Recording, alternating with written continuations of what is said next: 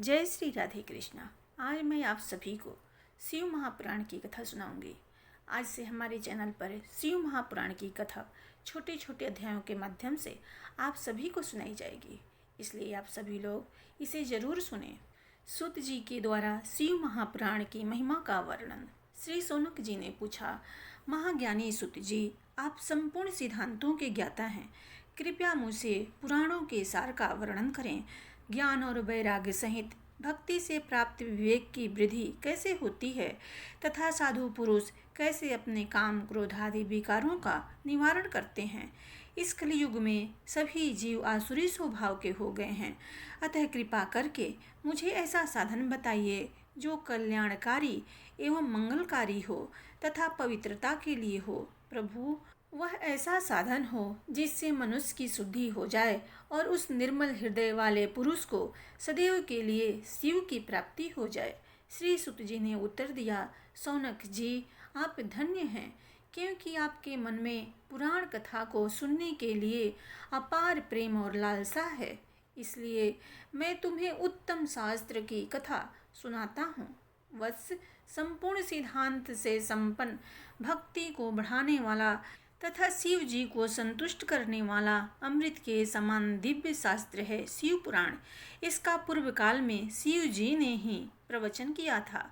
गुरुदेव व्यास ने सनत कुमार मुनि का उपदेश पाकर आदर पूर्वक इस पुराण की रचना की है। यह पुराण कलयुग में मनुष्यों के हित का परम साधन है।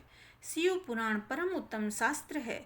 इस पृथ्वी लोक में सभी मनुष्यों को भगवान शिव के विशाल स्वरूप को समझना चाहिए।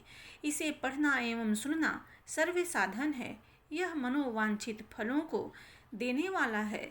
इससे मनुष्य निष्पाप हो जाता है तथा इस लोक में सभी सुखों का उपभोग करके अंत में शिवलोक को प्राप्त होता है। शिव पुराण में 24,000 श्लोक हैं, जिसमें 7 संहिताएं हैं। शिव पुराण पर ब्रह्मा परमात्मा के समान गति प्रदान करने वाला है। मनुष्य को पूरी भक्ति एवं संयम पूर्वक इसे सुनना चाहिए।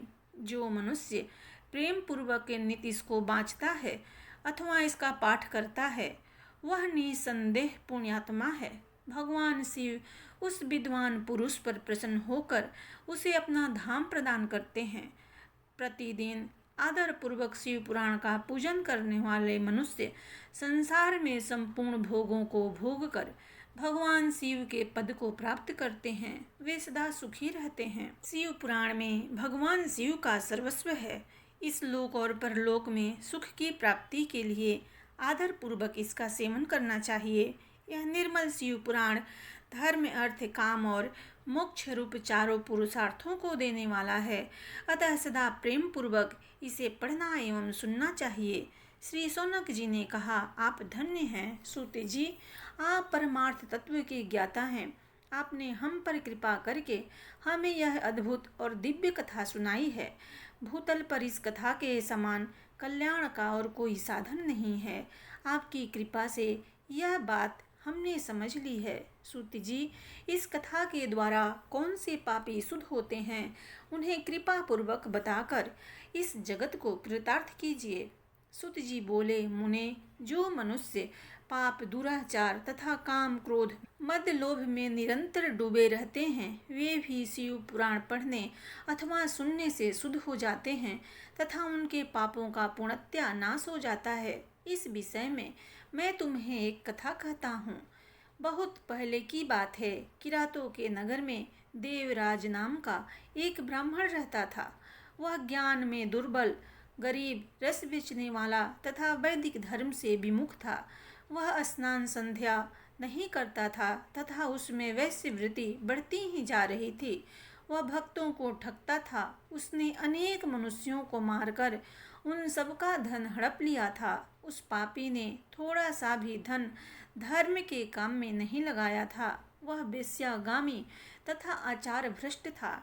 एक दिन वह घूमता हुआ देवयोग से प्रतिष्ठानपुर झूसी प्रयाग जा पहुंचा। वहां उसने एक शिवालय देखा जहां बहुत से साधु महात्मा एकत्र हुए थे। देवराज वहीं ठहर गया। वहां उसे रात में ज्वर आ गया और उसे बड़ी पीड़ा होने लगी। वहीं पर एक ब्राह्मण देवता शिव पुराण की कथा सुना रहे थे। ज्वर में पड़ा देवराज भी ब्राह्मण के मुख से शिव कथा को निरंतर सुनता रहता था। 1 मास बाद देवराज ज्वर से पीड़ित अवस्था में चल बसा। यमराज के दूत उसे बांधकर यमपुरी में ले गए। तभी वहां शिवलोक से भगवान शिव के पार्षदगण आ गए। वे कर्पूर के समान उज्ज्वल थे। उनके हाथ में त्रिशूल, संपूर्ण शरीर पर भस्म और गले में रुद्राक्ष की माला उनके शरीर की शोभा बढ़ा रही थी। उन्होंने यमराज के दूतों को मार पीट कर देवराज को यमदूतों के चंगुल से छुड़ा लिया और वे उसे अपने अद्भुत विमान में बिठाकर जब कैलाश पर्वत पर ले जाने लगे तो यमपुरी में कोलाहल मच गया, जिसे सुनकर यमराज अपने भवन से बाहर आ गए।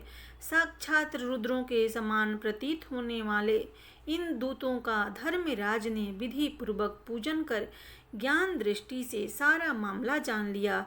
उन्होंने भय के कारण भगवान शिव के दूतों से कोई बात नहीं पूछी। तत्पश्चात शिवदूत देवराज को लेकर कैलाश चले गए और वहां पहुंचकर उन्होंने ब्राह्मण को करुणावतार भगवान शिव के हाथों में सौंप दिया। शौनक जी ने कहा, महाभाग सुत जी, आप सर्वज्ञ हैं। आपके कृपा प्रसाद से मैं कृतार्थ हुआ। इस इतिहास को सुनकर मेरा मन आनंदित हो गया है। अतः भगवान शिव में प्रेम बढ़ाने वाला दूसरी कथा भी कहिए। प्रेम से बोलिए भगवान शिव जी की जय।